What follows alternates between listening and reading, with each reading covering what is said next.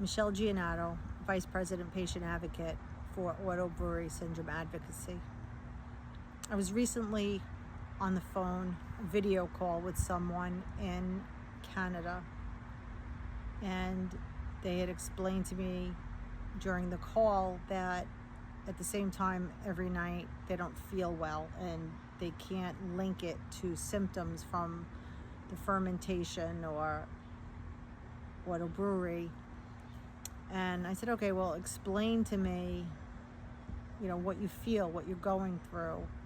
Not that I'm a doctor or a medical provider or have a license, but I just kind of wanted to understand what they were going through. And she said to me, oh no, it's happening now. And she says, I should hang up. And I said, no, let me see what you're going through here. And it was very similar to what my late husband would go through. The sweating, the shaking, the headache, the nausea. And I realized at that moment, I'm watching this woman going through alcohol withdrawal. The husband was there as well, so I was able to communicate to him, and I said, listen, this is a situation where she may require medical care. I'm not a doctor, I'm not a provider, and I certainly can't tell you what to do, but alcohol withdrawal can turn very serious.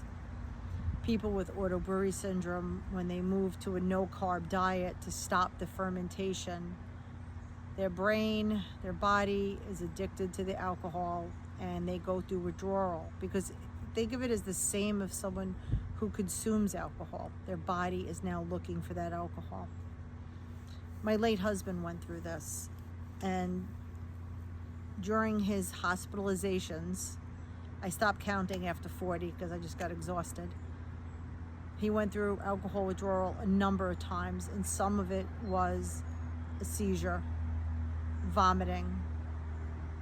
He was in a medically induced coma because he aspirated when he was seizing.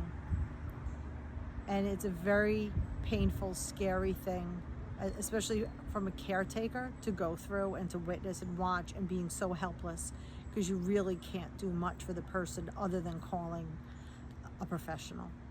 And many times I had to call the ambulance for my husband. I don't think that medical providers realize that when they tell a patient, hey, just cut out your carbs, or stick to zero carbs, what could actually happen to a person who has